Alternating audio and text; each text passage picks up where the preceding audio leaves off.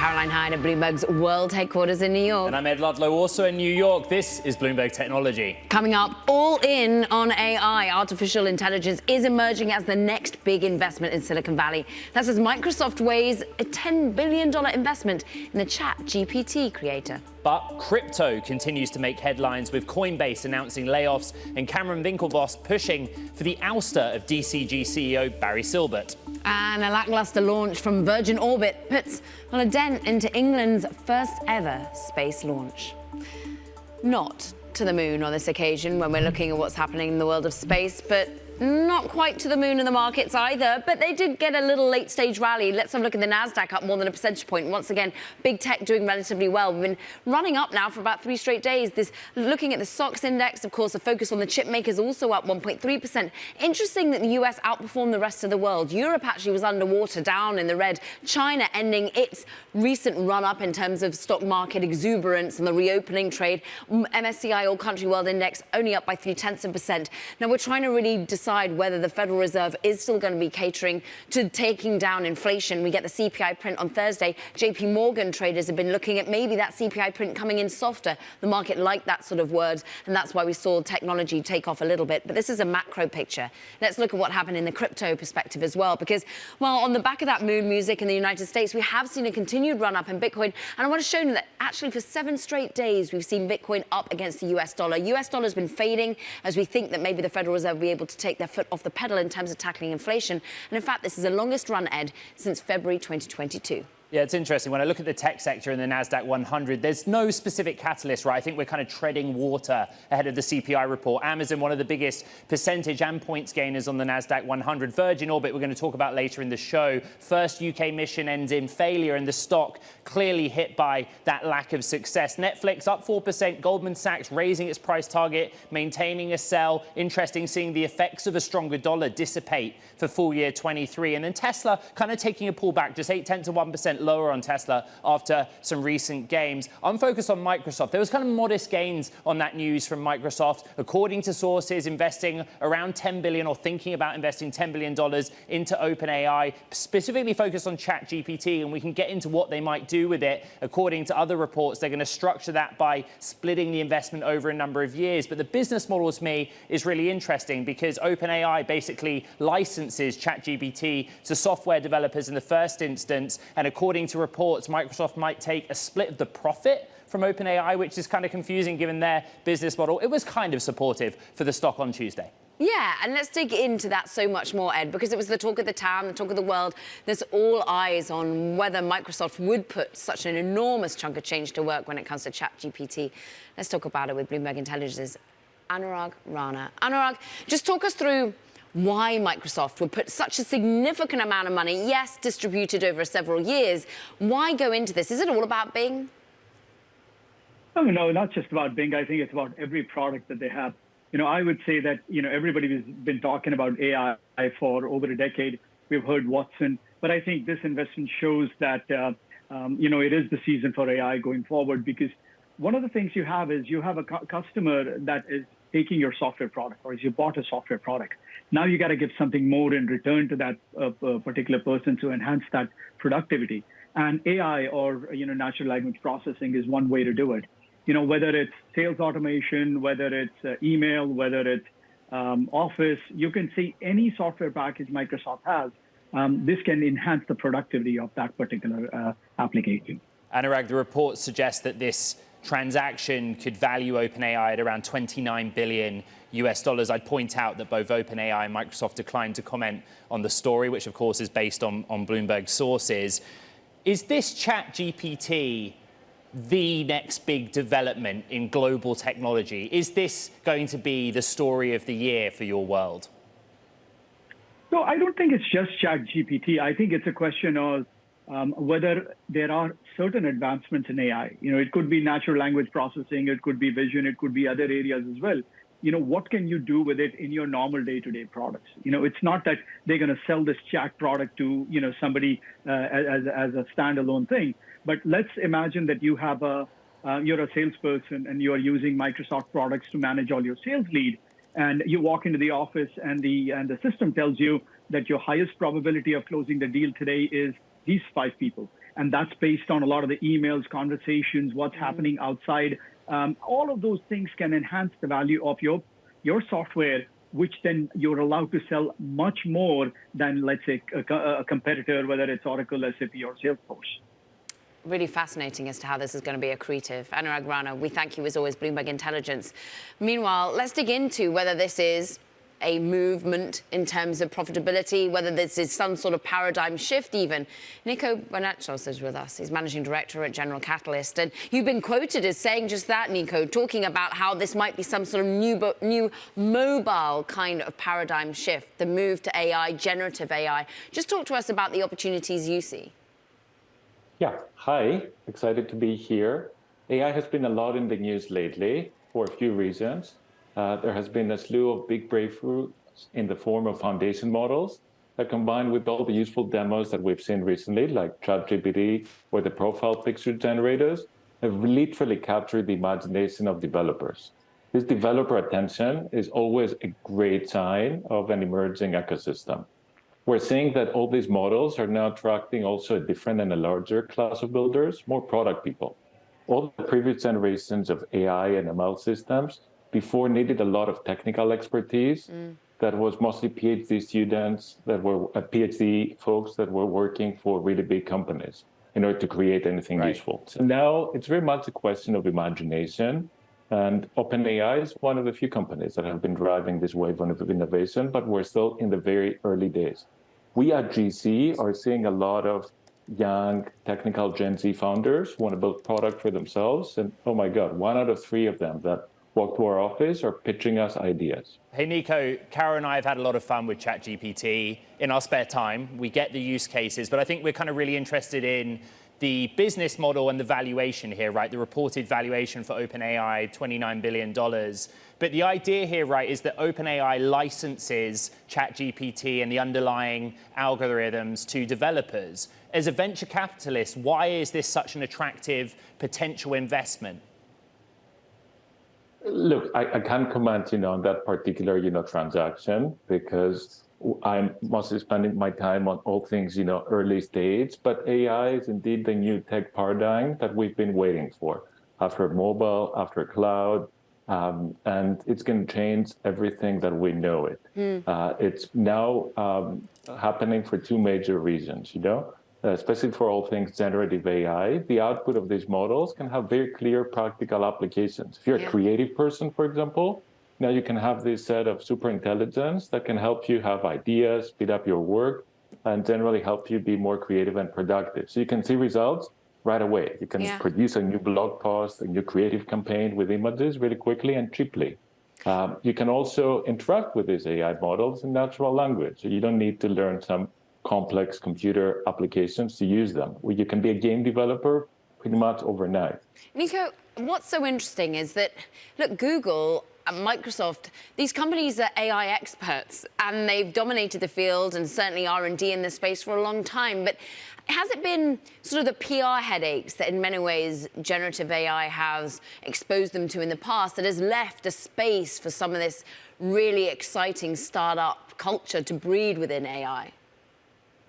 Absolutely. So when you have like young founders who can now tinker with all these foundational AI models, and it's a question of imagination, they're going to be able to build whatever they have in mind. The youth live in the future in their heads, and they're going to reinvent online dating. They're going to reinvent how they're going to do their homework. They're going to reinvent how to build games. If you work for a big company, it's really tricky to build new products because at a minimum, you need to ask your attorneys. At GC, we believe in responsible innovation. That's our investment thesis. And we only invest, of course, in folks who have good ethics and integrity. This old way of like moving quickly and breaking things, that was the era of building products in Silicon Valley in the past, has come to an end. The new generation of founders really, don't embrace that ethos. Hey, Nico, we just had 30 seconds here. What have you used ChatGPT for? What's your favorite use case?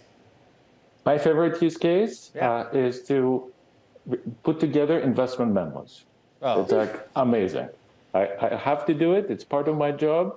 And with ChatGPT, I can do it in like 3 minutes. Nico, that's It's like cheating. unbelievable. That's incredibly pragmatic. We'll have you on again for a more robust discussion about how to best use ChatGPT. Nico Bonotzos, Managing Director at General Catalyst, thank you very much. Gosh, you expect something a little more exciting. Coming up, what's the future of meme stocks as Bed Bath & Beyond catches attention? We'll discuss all this and more next with the CEO of the social platform for traders, StockTwits. This is Bloomberg.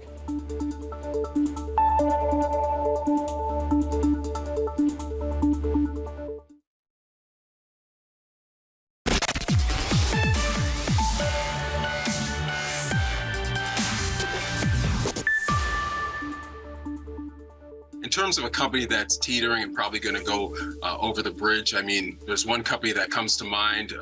It's Bed Bath & Beyond. I think that they're not going to be around a year from now. I mean, they have too much debt. They're irrelevant. And by the way, the housing market, like I said, is falling off a cliff, and that's not going to help them either. Luke, capital markets analyst Anthony Chukumba there, pretty grim about Bed Bath & Beyond, the fundamentals at least. Let's just take a look at the shares, because despite a fundamental story where we're worrying about bankruptcy, you're actually seeing the company closing up 28%. Yes, it's just $2, but still 28%. And I mean, continues to really rally on the back of, well, meme stock investing. Is it back? Let's ask a man who knows. Rishi Khanna is with us. He's the CEO of StockTwits. It's a real-time social network for investors and traders, 6 million users, no less. And Rishi, we asked our own audience whether they think meme stock trading is back. And no, it would seem we put a poll out to Twitter, and overall they said the trend is dead. What are you seeing in terms of a desire to be backing these meme companies again? You know, I think the trend, when compared to the context of 2021 and the GameStop fiasco of early 21, that I don't think we'll ever see those kinds of craziness again. But, the meme stocks, Bed Bath & Beyond and others are very much still alive. And in the world of the trading and investing community that's quite active, they're still there. And, alive and well might be aggressive. I mean, but these, as we just saw in the segment there, Bed Bath & Beyond, there's a lot of questions of whether it will be alive. They made their announcements last week around going concerns, and with the wider than expected loss that they posted today, and kind of the missed revenue expectations, there's a lot of bearish sentiment around there. But the community is still actively talking about it. From our community, the message volume, in the last few days has been extremely high. And with meme stocks in general, the message volumes have retained for some. So, AMC still finished last year, 2022, as the #1 most talked about stock on StockTwits. It was #1 in 2021 as well. So, still around. And the conversations are still happening with these companies. Hey, Rishi, good to see you. We're just showing some of the top stock tickers on your platform, AMC and other kind of known meme stock, Tesla being another one. By the way, I love your jumper. It says for our audience, New York or nowhere. You just sweatshirt. Here we go. We just talked about the energy on your platform, right? I look at the headline. When do you ever get a headline that says X company headed for bankruptcy and you see a stock jump 28%? My question is, what is it that's driving the energy on your platform? Is it this herd narrative? Is it the idea that there are short sellers there? What is it that is actually causing volume of conversation? Well, I think it is the volatility around it, right? It is the combination of those. So you have, the short sellers and those that are, fundamental investors and are telling us for all the reasons why, Bed Bath & Beyond likely, may not be around in a year from now. At the same time, you have those that, believe in, look at the price action, believe in the opportunities, and get together and say, hey, this is a company like they can reorganize, and, what value can we find in this? And so the debate, the conversation remains. There's passion around moving these, today's move, we don't, really know, like, I mean, hey, it was a pretty big move on a percentage basis today. Is that short covering, from the lows of last week and the announcements of last week, right? And with the news finally coming out today, so sell on the news or cover on the news. So, the conversation continues to happen, and it's this, discovery process between the bears and the bulls. And while, the bears are very strong right now, and the sentiment around Bed Bath & Beyond specifically is extremely bearish, the conversation still happens. The markets are alive, right? People are still trading it. It's, the volumes are there. And their cash tagging, I have to say I didn't realize it was you guys. It was StockTwits that came up with a cash tag. I'm interested in, we've talked sentiment, we've talked particular names. What was so interesting in all the most active names on your platform was a load of them were EVs, not just Tesla, but ones that are based out in Asia and Vietnam, some smaller known companies. Is the trend going to be EV? Is it going to be AI? Can you see the beginning, the pickups in certain narratives? You know, we are, speaking of AI, right? And I just saw the segment on ChatGPT, fascinating, though I've also only used it for boring things thus far. But you know, I think you look at that, and for us, actually, that's an area that we want to invest in to try to help us understand better even all the data and the content that we have underlying it. You know, we have our sentiment analytics and some of these other things, but you can definitely start to see trends, you know, maybe not far ahead, but, you know, in some cases, you know, a little bit ahead of than what, you know, kind of the maybe mainstream media picks up on. And, you know, EVs are a very interesting space because EVs, a lot of them went public through SPACs. SPACs have a large retail community around them. And so there's a lot of passion around the EVs. Obviously, you have Tesla, which is, you know, kind of the godfather of not only just all, you know, stocks, but the EV world. But yes. then you have your Mullins and your Lucids and, you know, your Fiskars, et cetera, et cetera. And, you know, we have CEOs from them. Some of these, I believe the CEO of Fiskar is active on StockTwits. But you know, these companies have really robust followings and highly engaged followings, maybe because they got in at the SPAC, or maybe because, hey, I love Tesla and I hate Mullen, or I love, you know, what, you know, the next, you know, product to come out of Fiskar, and so, you know, I think that's going to, you know, destroy Mullen, or whatever the case may be, right? And so these are very retail-driven stocks. I think just, you know, the genesis for a lot of them coming out of the SPAC world being very SPAC retail-driven, and so you will continue to, I do think in 2023 we'll continue to see a lot of conversation around the EV world. I think, you know, there's a lot of interesting things that are going to happen in the EV space.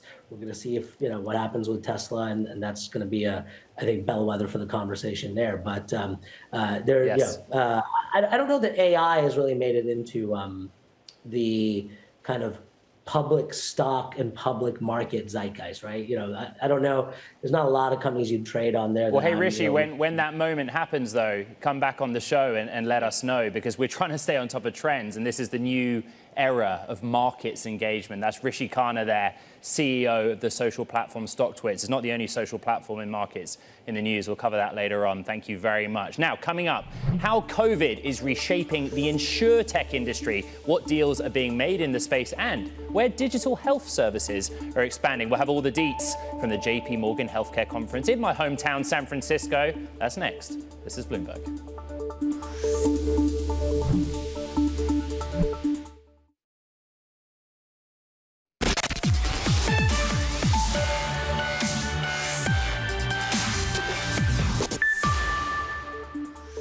Over the last 3 years or so, we've added $40 billion of organic revenue to that business. So there's tremendous growth.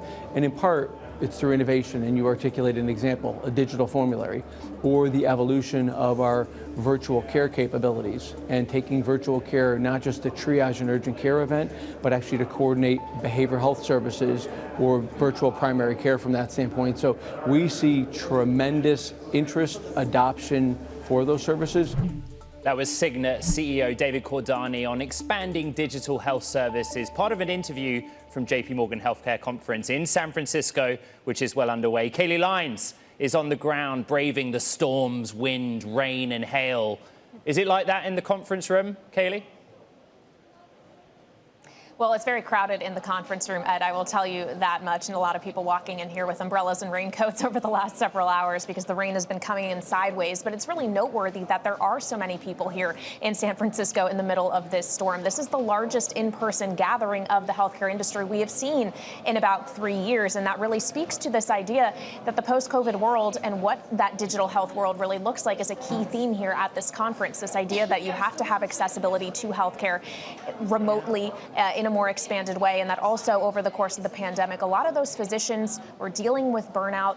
What can you do from a technological innovation standpoint to help providers in the industry, but also really just accelerate the industry going forward. And AI in particular is a big theme that has been talked about over the last 2 days here. Of course it is. We've been talking about AI throughout the entire show. So artificial intelligence is going to be front and center in healthcare too. But what are the applications there, Kaylee, or what other areas of technology are being talked about? Well, on the AI front, you are seeing some deals to help existing companies accelerate their footprint in that way. BioNTech actually today announcing a $684 million deal to buy InstaDeep, which is a UK company really based on AI. You're seeing some other deals actually taking shape as well. Granted, they're relatively small. We've only seen about a few $1 billion worth announced over the course of this week, but this is still an industry that has been very starved for deals over the last year. In 2022, U.S. healthcare companies had 43% fewer deals announced than in 2021. For biopharma, it was the lowest in number since 2013. So we're really looking to see if there is kind of a pickup in that deal-making appetite in 2023. Hey, Kaylee, I think I'm right in saying you spoke to the CEO of Novavax, right? What was the takeaway?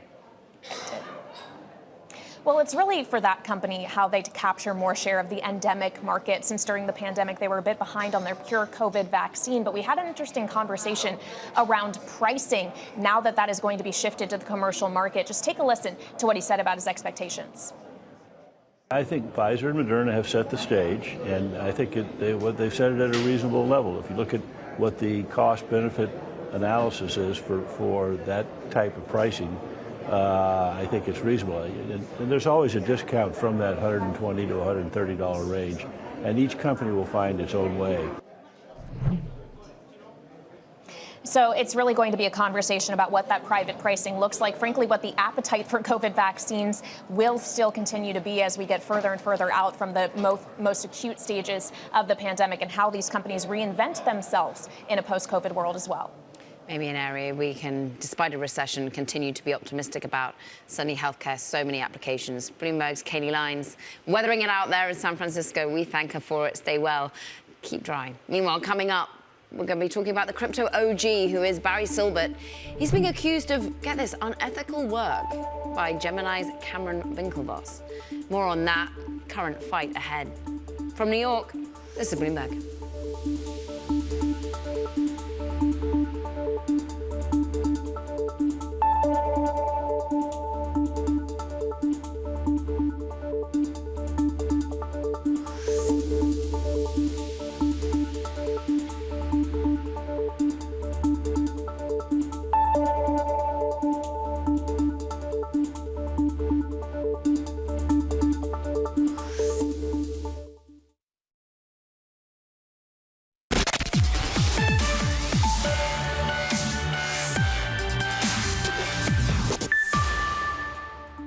Welcome back to Bloomberg Technology. I'm Caroline Hyde in New York, and York and Ed Ludlow here too. Good afternoon. Good afternoon. It is fun to be in the same place, and I mean, all day we have been talking about Microsoft potentially buying, well, not buying, but investing some $10 billion into OpenAI, of course, the parent to ChatGPT. But what about actual startup acquisitions? What about big deals? What about activity there? Now, actually, we know that it dropped. Venture-backed M&A dropped some 40% from 2021 to 2022. But there are glimmers of hope, and one Katie Roof wrote all about it for this Business Week.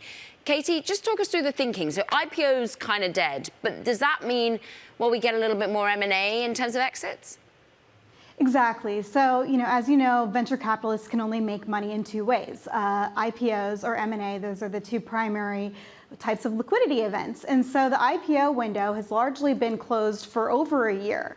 And so that's going to put pressure on more companies to sell. Even Adobe Figma, which we broke the news of last year, they partly sold because there was no IPO window. It was a great price. They sold for $20 billion. That was more than double their last private valuation, but there was no alternative in the near term, and they knew that. And so we're going to see some deals that are going to sell maybe above their last private valuation, but what we're probably going to see a lot more of is companies recognizing that they have to sell for below their last private valuation. Valuations are obviously down significantly. There's no IPO window, and there's also, a lot of investor skepticism about investing at the same prices as before, and so that will lead to that. Hey, Katie, you and I were both in Vegas last week, very busy, and you're very busy. You go to all the parties, you know who to talk to. I kind of got a mixed picture, right? There is some opportunities that folks see in terms of deals that can get done. I guess when Caroline and I are talking to venture capitalists in particular, they talk about kind of seed stage as being an opportunity, for example, where you can make some bets in an environment like this. But what kind of deals, where do you expect activity to happen, at least in the first half of this year? Sure. Certainly, investors who invest early are less fazed by the difficult exit environment because they have a longer-term outlook. But for companies that are growth stage, they're going to have to be more open to potential buyers. There's 1,200 unicorns on paper, and that's too many in this environment. And so we're going to see more consolidation. I'm hearing maybe fintech is going to see, there's maybe too many payments companies, and they're going to have to consolidate. I always hear that about cybersecurity, and I think we're going to see a few different types of startup acquisitions. We're going to see strategics recognizing they can get a lower price than maybe they could have last year or the year before for some of these companies. We're going to see unicorns buying each other, and then we're also going to see private equity firms buying private companies that are venture backed. Maybe they see slowed growth, but they see some potential there to help fix them and help them grow into bigger businesses.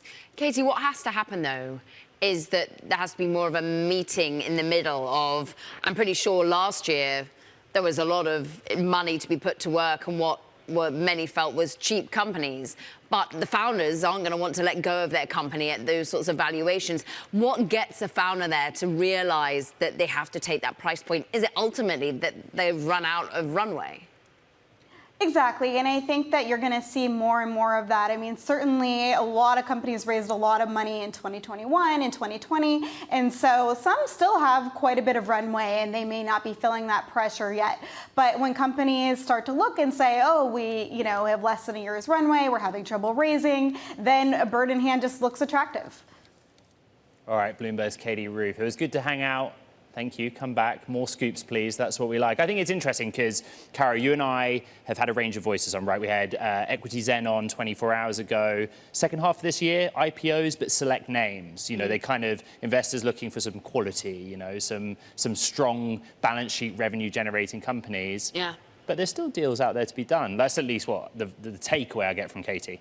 Let's hope that it's not all AI and that all we do every single show is going to be talking about artificial intelligence. I'm not going to knock it. Love a little bit of sprinkling of AI, but it seems to be the dominant force at the moment, certainly from the deals we've been hearing about. And I do wonder where are the first areas to start to see that consolidation that Katie was just talking about, and indeed where the cracks are in the IPO market that is going to see a shard of light that was being talked about by Equity Zen. I thought what was really interesting about the conversation yesterday is the secondary market is still relatively active. And look, there's still going to be a lot of people working for these companies that have life moments that need to be able to have a liquidity event. Right, and the secondary market can be a precursor to activity in the IPO market down the line. And as Rishi said, EVs, that play is still popular. I'm talking shop a little bit, of course, but maybe a big year 2023. Let's talk crypto, though. It's not going to be big, Ed. Oh, it's going to be big. Coinbase, just the latest company to announce another round of job cuts. Meanwhile, Gemini crypto exchange co-founder Cameron Winklevoss is calling on the board of DCG to remove CEO Barry Silbert, accusing him of, quote, bad faith stall tactics.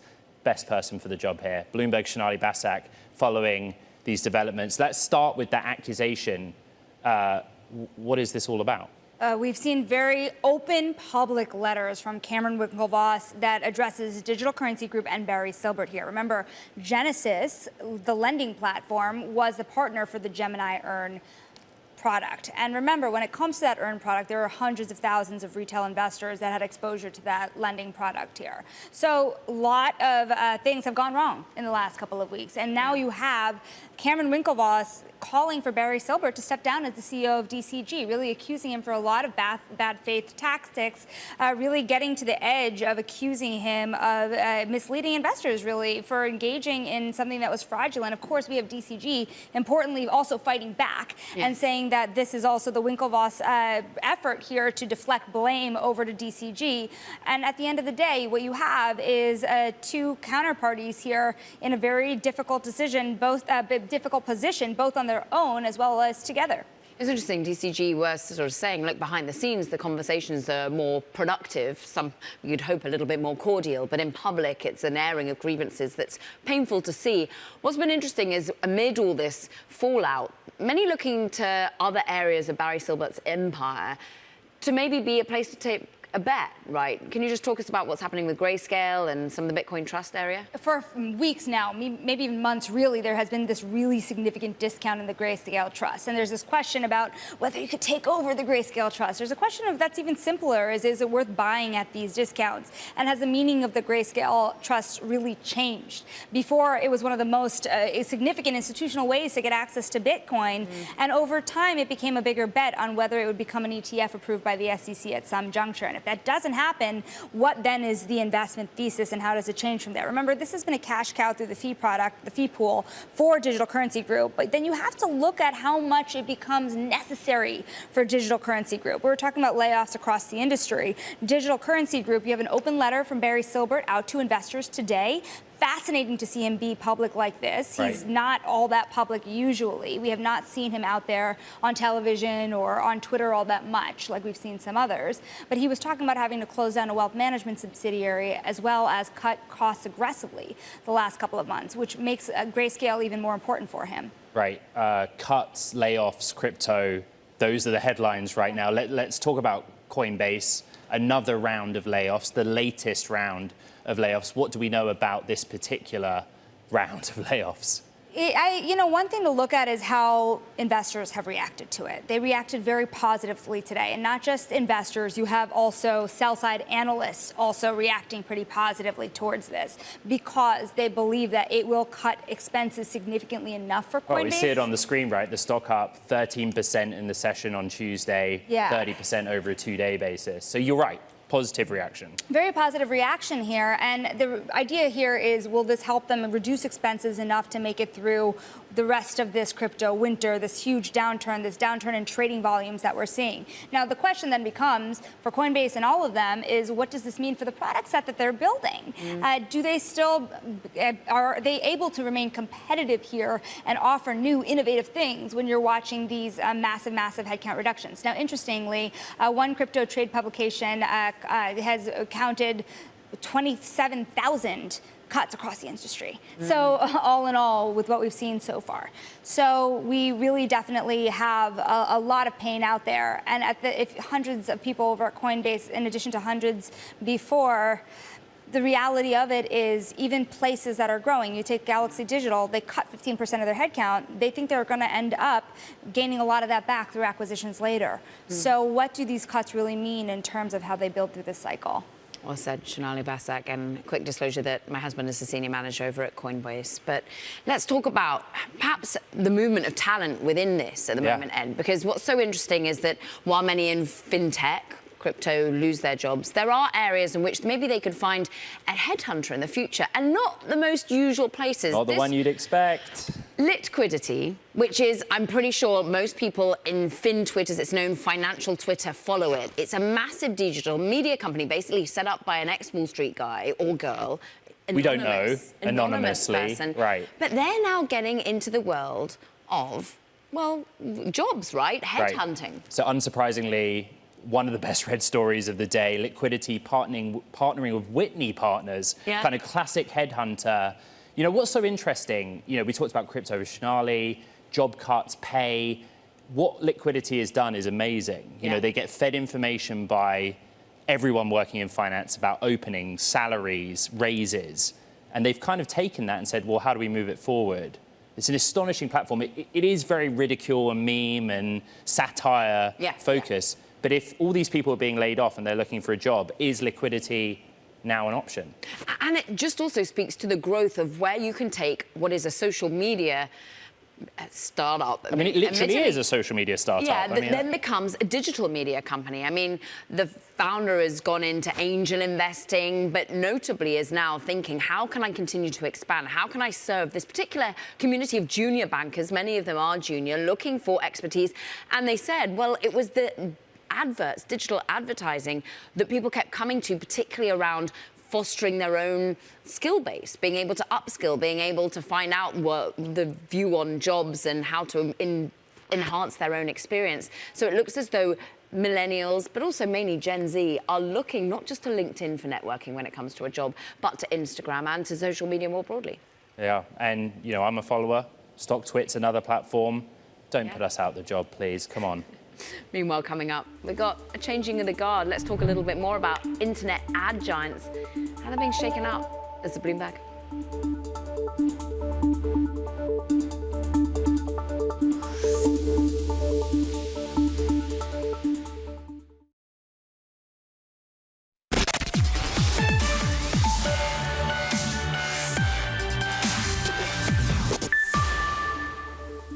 So I want to take a look at some of the tech names that rely on advertising for revenue, right? 2022, this kind of pivotal year where we had the war in Ukraine. That dented the confidence of advertisers in Europe. We had changes in the industry. Elon Musk buys Twitter. And you can see on the chart behind me the kind of state of play for what analysts think we end 2022 in terms of sales. Of course, we're waiting for those earnings reports from the last 3 months of the year.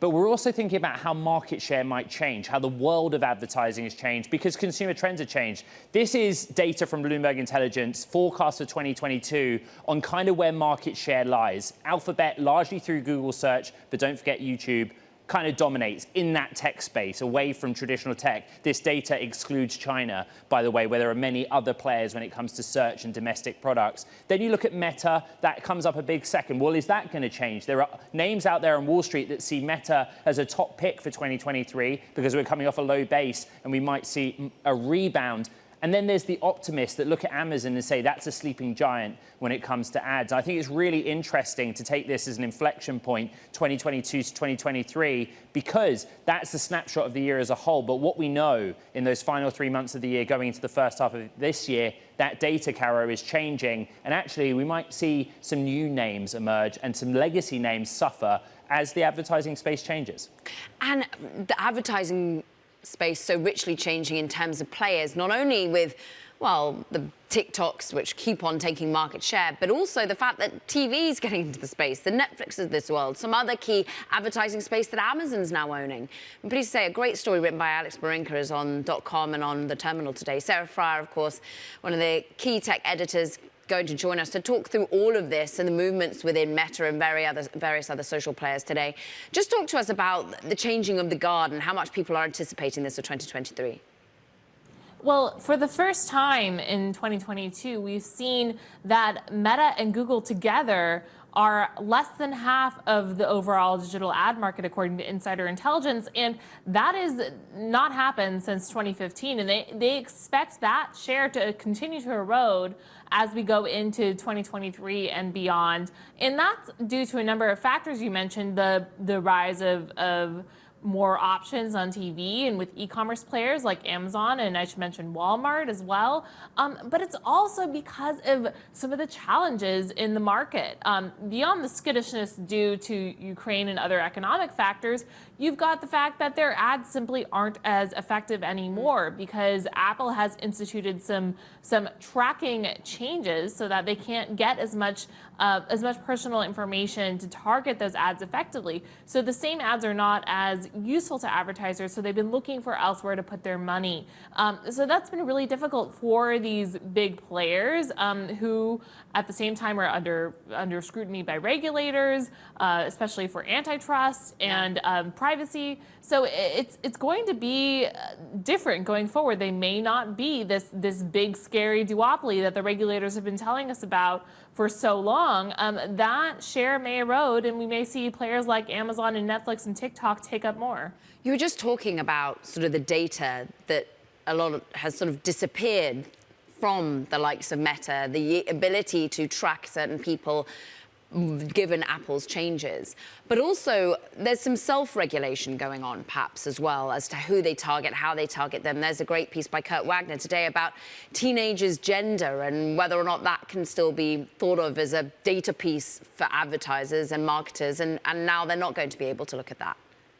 Well, Meta is trying to improve the way that it manages teens on the platform after a lot of scrutiny. We've heard a lot about mental health online and how Instagram in particular has been affecting teen mental health. So they, in part because of a lot of this pushback from advocates and regulators, they have been reducing the ad targeting capabilities for teens. So gender is one of those categories. They also reduce the ability to target teens based on their past behavior. And that's all an attempt to try to make their internet experience a little bit safer. And they didn't go directly into whether there was a particular catalyst, but I really think that it's been a theme for Meta over the past few years that they realize that the way that young people are operating on their app is a matter of great concern to parents and regulators, and they need to do something about it. All right, leading our big tech coverage out of San Francisco, Sarah Fryer, thank you so much.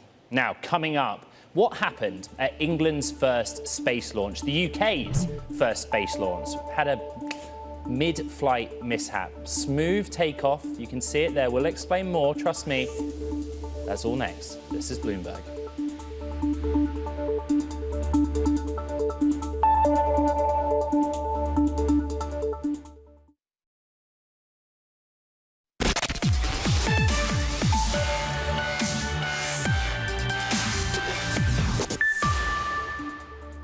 Going viral, perhaps for a negative reason today, because Richard Branson's Virgin Orbit, well, it fell in terms of share price, some 20%. That's after the company's first launch out of the United Kingdom failed to reach said orbit that it has in its name. And we can talk to the reasons why and why everyone was therefore searching it on Google and seeing it trend on Twitter. It's Bloomberg's Lauren Grush.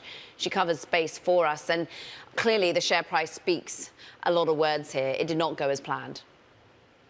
No, it did not. And, you know, unfortunately, it did look as if it was going to go as planned. The way that Virgin Orbit launches, it's not what you typically think of as a rocket launch where the rocket takes off from the ground. They do an air launch style. So how they get into space, they have a 747 modified plane called Cosmic Girl, which carries their rocket launcher one underneath its wing. That plane took off as planned from Spaceport Cornwall. It reached its intended drop zone. It reached the target altitude for dropping the rocket. And then it ignited that engine. Everything looked fine. And then something happened mid-flight. We don't exactly know what yet, but it didn't reach orbit. It did make it to space, but not to orbit. Yeah, I mean, this was supposed to be a key moment for the UK space industry, right? The Cornwall, Newquay, it's like the surf mecca for the UK. The UK was ready. The UK Space Agency, which I imagine hasn't been that busy for a while, was sort of really excited. What has the response from the company been? Because this was only their 6th attempt at launching with the Boeing 747 mechanism, right? 4 successes, but this is their 2nd failure. I'm trying to understand what went wrong. I think we're all kind of trying to understand it as well. I think as the company has stated, something went wrong during the 2nd stage booster ignition. And if you were watching the live stream last night, there was some funky data coming in. It looked as if the rocket was trending in a wrong direction. However, the live stream hosts were saying that everything was going well. The social media, the Twitter account was tweeting out that they had actually reached orbit. But then we learned, you know, that was a premature tweet, and they actually ended up deleting that tweet once they found out that that was incorrect. So it's still really unclear what happened. All we know is that all 9 payloads were lost, and they're going to be doing an investigation to really figure out what happened. Hey, Lauren, irrespective of the failure, what was 2023 due to be for Virgin Orbit in the UK? Were there any kind of big milestones they were hoping to hit? Well, they were definitely looking to increase their flight cadence for sure. That's one of the benefits that they tout with this air launch method, is that they're able to be more flexible in where they launch from. All they really need is, you know, the right runway, and then and the right airspace, and they could potentially launch from a number of new locations. Plus, this was the first time they had launched outside of their normal launch facility in Mojave, California. So it was a big, and you know, because of the national pride associated with it, there was a big spotlight on this launch. But so unfortunately, a lot of people did see it go awry. Right. So it's unclear if Virgin Orbit is going to be able to expedite its launches as it as it intended. However, it did only make it to orbit twice last year, so Right. it's not a high bar to clear. Yeah, a lot of dashed hopes, I'm afraid. Bloomberg space reporter Lauren Grausch, thank you very much, Caroline. Yeah, I mean, a knock for anyone in Cornwall. We still love you. Meanwhile, that does it for this edition of Bloomberg Technology. Wednesday, Ed, we've got some great conversations. We're diving into crypto that little bit more. Solana's head of strategy is going to be here in the studio. Hey, hit our podcasts, iHeartRadio, Spotify, Apple. This is Bloomberg.